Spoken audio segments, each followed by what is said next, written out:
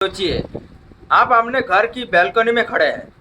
मौसम अचानक बदलता है और कुछ ही मिनटों में आपके सामने तबाही का वो मंजर नजर आता है जिसको आपने कल्पना भी नहीं की थी। 13 मई की वो शाम उत्तर प्रदेश के 26 जिलों के लिए किसी पूरे सपने जैसी थी।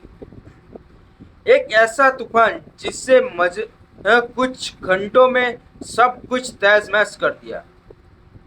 लेकिन क्या आपने सोचा है कि आखिर उस शाम को ऐसा क्या हुआ था कि 111 लोगों की जान चली गई, सैकड़ों घर तबाह हो गए और बेकसूर जानवर मारे गए।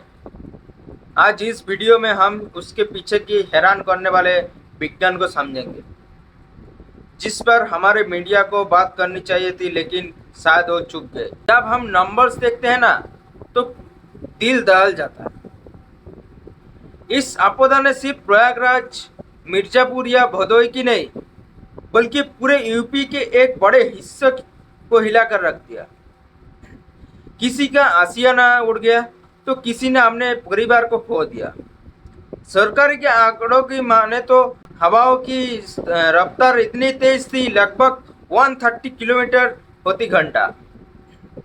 अब अंदाजा लगाइए, जब आप गाड़ी 100 की स्पीड के चलाते हैं और हाथ बाहर निकलते हैं तो हवा का दबाव कैसे होता है। यह तो पूरे के पूरे तूफानी 130 किलोमीटर स्पीड से इंसानों और गाड़ियों को खिलौने की तरह उड़ा रहा था। लेकिन बड़ा सवाल यह है कि ये अचानक हुआ कैसे। चलिए इसे बहुत ही आसान भाषा में समझते हैं। गर्मियों के दिनों में यूपी में भयंकर धूप पड़ती है।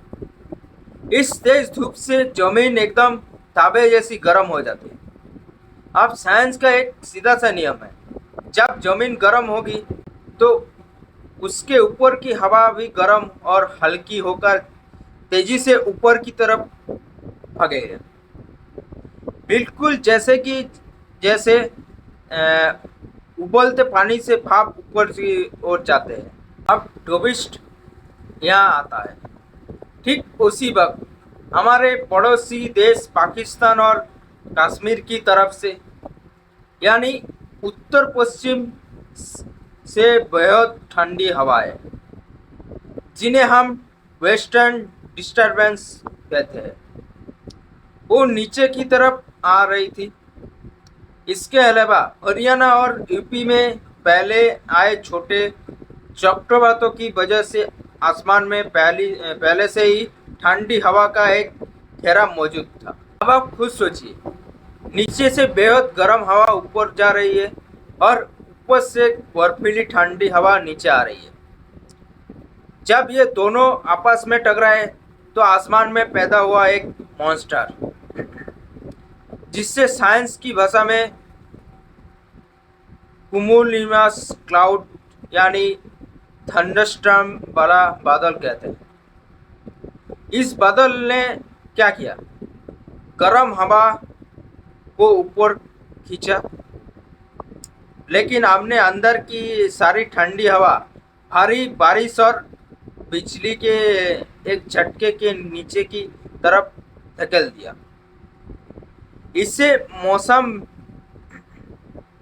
वैज्ञानिक एक ब्लैकेट इफेक्ट की तरह देखते हैं, जिसने जमीन पर आते ही तबाही मचा दी। हैरानी की बात पता है क्या है, जब इस तबाही पर रूस के राष्ट्रपति पुतिन भारत के प्रति अपनी संवेदना जताते हैं, तब जाकर हमारे देश में इस पर बड़ी चर्चा शुरू होती है। क्या हमारी मुख्यधारा की मीडिया को इस पर पहले से बात नहीं करनी चाहिए थी।